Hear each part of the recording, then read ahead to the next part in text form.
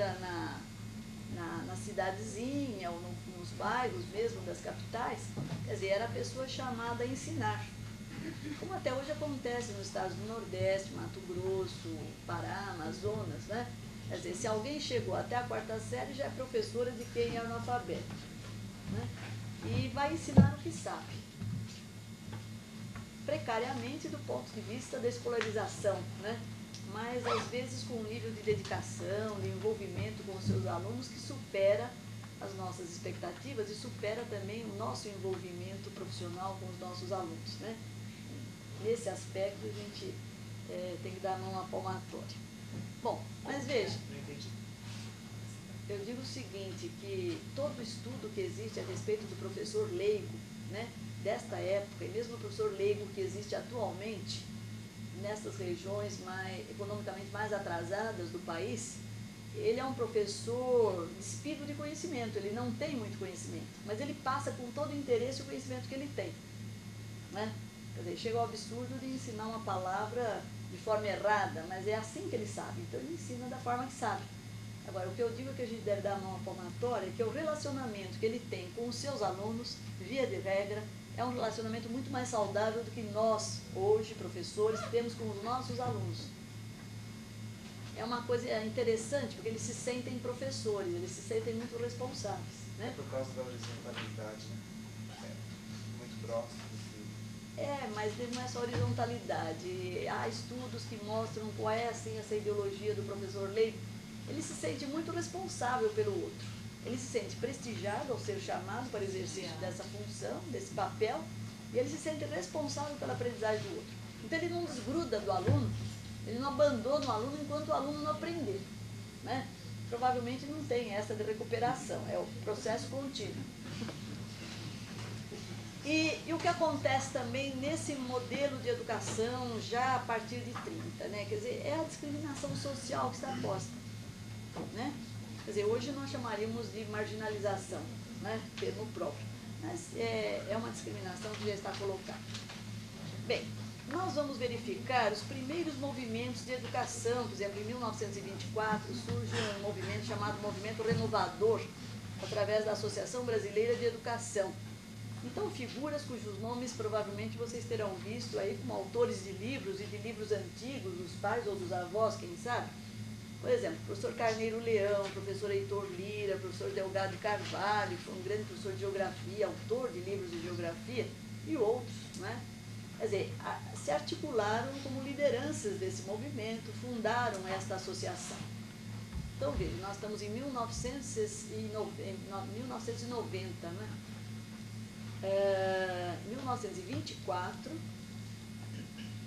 são quase 66 anos, né? São quase 70 anos, já havia um movimento chamado Movimento Renovador da Educação, articulado por esses professores e que fundaram uma associação para poder levar à frente o seu trabalho, chamada Associação Brasileira de Educação. Nós vamos ver quais eram as ideias desse movimento, né? Bom, como tudo que vinha acontecendo desde a descoberta do Brasil, não foi nada tão original. O que aconteceu? Esses professores, esses educadores, começaram a receber informações, bibliografia, textos, correspondência dos seus, enfim, companheiros, também professores, intelectuais de outros países, né? Principalmente dos Estados Unidos e da França. E o que se elaborava nesses países na década de 20, né? Quer dizer, começava a se discutir a importância da psicologia para a educação, né? Porque a educação até então era alguma coisa assim da ordem das questões espirituais, né? Tanto que ser educador é sublime, se for mulher deve ser mais sublime ainda, né? Então, quer dizer, começou a se discutir que a educação era um processo que deveria ter fundamentos científicos, né? Então, é o início da discussão das bases científicas da educação. E aí, porque de um lado se discutia a psicologia que amparava a educação, de outro lado se discutia a sociologia, né? Então, que importância teria Augusto Comte para explicar os fatos sociais relativos à educação? A educação, ela em si mesma já é um fato social, não é, etc., né? Então, veja, a sociologia entra pela via do positivismo, O positivismo já estava implantado e associado ao liberalismo desde a República, não é? Então, casa a fome com a vontade de comer. De outro lado, esta psicologia que estava sendo trabalhada nos países europeus e nos Estados Unidos é uma psicologia que decorre em grande parte dos desafios e das exigências da Primeira Guerra Mundial, de 14 a 18. Quer dizer, os traumas, os efeitos, né, da guerra sobre os combatentes, sobre as pessoas, eram assim tão gritantes, né, que os médicos, e a psicologia começa na área médica, começa com a psicofísica, os médicos, o pessoal da área médica começa a querer estudar esses sintomas, esses resultados, a sua terapêutica, o tratamento, os comportamentos e tal, né? Então, as primeiras contribuições vêm daí. Então, a gente poderia dizer que o que se diz hoje de escola nova, né, movimento de escola nova, escola novismo e tal, tem a sua origem aí. Quer dizer, o que é o escola novismo, se não uma concepção de educação que sempre se renova, simplesmente a partir dessas duas vertentes, né? Em tudo o que a psicologia pode explicar a educação, o que ela tem de mais renovado, e em tudo que a sociologia pode explicar a educação também, no que ela tem de mais renovado. Quer dizer, se pusermos de encontro essas duas contribuições, nós teremos um novo patamar de escola nova tão simplesmente. E esse termo escola nova vai denominar muitas outras iniciativas na história da educação.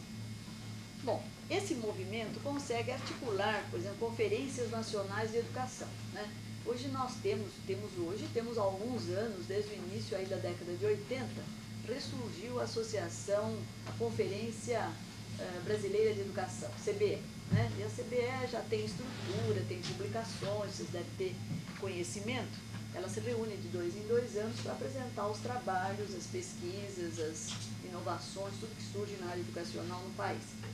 Mas, em 1927, a primeira conferência, quer dizer, a primeira grande reunião de educadores que acontece no Rio de Janeiro. E aí, esses educadores até pretendiam tirar um primeiro documento que amparasse a ação governamental na época. O que não foi possível, porque a briga entre católicos e leigos foi tão grande, sendo que os leigos defendiam sempre as posições positivistas liberais e os católicos, embora positivistas e liberais, tinham o Espírito Santo na cabeça, então isso criava uma variável, né? O que eles iam fazer? Quer dizer, a educação não poderia ser leiga, porque se a educação fosse leiga ou laica, né, não pode ser chamada, todo o sistema de educação confessional religiosa desapareceria de cenário. Então, como ficava o compromisso dos grupos religiosos europeus representando os interesses desses países, num Brasil, entre aspas, ainda colônia, onde eles deveriam exercer essa missão, cumprir essa missão importante, né? Porque se a nível de governo a educação fosse declarada laica e não mais confessional, os grupos confessionais teriam que abandonar o campo, quer dizer, não haveria mais escolas religiosas, né? Ora, a escola religiosa, ela atravessa todos os patamares, né, no nosso sistema. Ela vai desde um catecismo daquela senhora que enfeita o altar do coração de Jesus, ela tem lá um grupo de crianças a quem ela ensina o catecismo, então nós não podemos duvidar que isso seja um embrião de escola.